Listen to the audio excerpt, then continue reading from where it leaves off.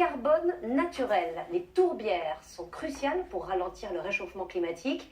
Et la plus grande réserve de tourbières se trouve en République démocratique du Congo. Selon des chercheurs anglais, elle stockerait l'équivalent de 3 ans d'émissions mondiales de CO2. Reportage de Marc de Chalvon et Sylvain Barral. C'est une découverte fondamentale pour l'environnement et pour la planète. Au fin fond du bassin du Congo, la forêt vierge abrite une gigantesque tourbière, un écosystème méconnu qui a cette faculté de stocker du carbone. Concrètement, 3 années de pollution mondiale sont enfouies au cœur de la forêt congolaise. Un trésor empoisonné à protéger absolument sous peine d'accélérer le changement climatique. L'expédition scientifique chapeautée par Greenpeace a établi son camp de base dans le petit village de Bozukela. Dès l'aube, accompagnés de villageois, 2 chercheurs partent à l'assaut de la forêt, en quête de cette tourbe. Ici, le passage entre les arbres là. La découverte des tourbières congolaises est récente. Il s'agit maintenant pour ces scientifiques de mesurer leur importance. Au bout d'1 kilomètre dans la forêt, les voilà déjà rassurés. Ça, c'est de la tourbe superficielle. Là, c'est une bonne tourbe. Nous allons monter maintenant l'équipement pour commencer à extraire. La tourbe, c'est cette accumulation de vieilles feuilles qui se décomposent lentement du fait de l'humidité de la forêt. Un écosystème en soi qui a cette particularité d'absorber le carbone. Grâce à cette sonde, les chercheurs mesurent sa profondeur, près de 3 mètres, et jaugent sa qualité. Vous voyez, tout est concentré. Il y aura une forte concentration de carbone là-dedans. C'est passionnant quand on voit les résultats qu'on attend et surtout quand on commence à voir des choses merveilleuses comme ça. Les premiers éléments sont plus que concluants.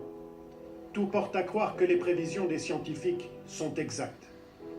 Le bassin du Congo abrite la plus grande zone de tourbière au monde, sur plus de 145 000 km², plus grande que l'Angleterre.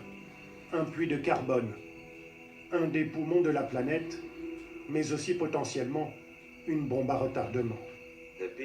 Les tourbières, elles nous aident, parce qu'elles retirent du carbone de notre atmosphère. Donc, si on les protège, elles nous aident à réduire les effets néfastes sur le changement climatique. Mais au contraire, si on les détruit, ça amplifiera le changement climatique.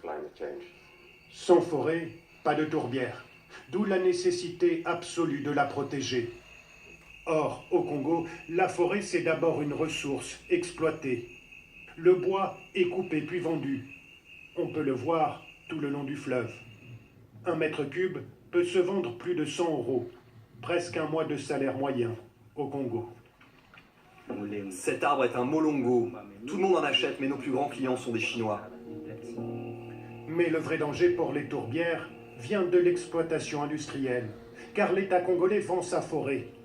Voici la carte des concessions d'ores et déjà accordées. Une partie, celle qui se remplit de rouge, empiète déjà sur les tourbières. Théoriquement, l'attribution de nouvelles concessions forestières est suspendue depuis 2002. Mais 3 permis viennent d'être accordés à des entreprises chinoises, dont 2 se trouvent, elles aussi, sur les tourbières. Un problème de gouvernance dans le pays, dans tous les secteurs, et les secteurs forestiers sont l'un des plus corrompus dans le pays. Quand les hommes d'affaires chinois vont jusqu'à prendre des zones qui sont vraiment proches des tourbières, et entre-temps, à Pékin ou à Beijing, les gens ne savent plus bien respirer, ils ont de cache-nez à tout moment, mais ce sont des zones qui continuent à aider. Mais lorsque tous ces bombes vont exploser, je crois que ça sera encore catastrophique à leur niveau. La découverte des tourbières rend urgente la prise de conscience de la population locale.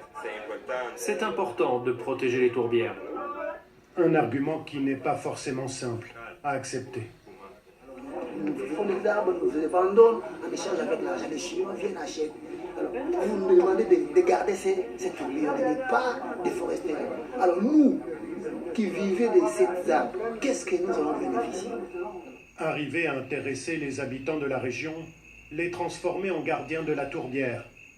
C'est bien une partie de notre avenir qui se joue en ce moment sur les rives du bassin du Congo.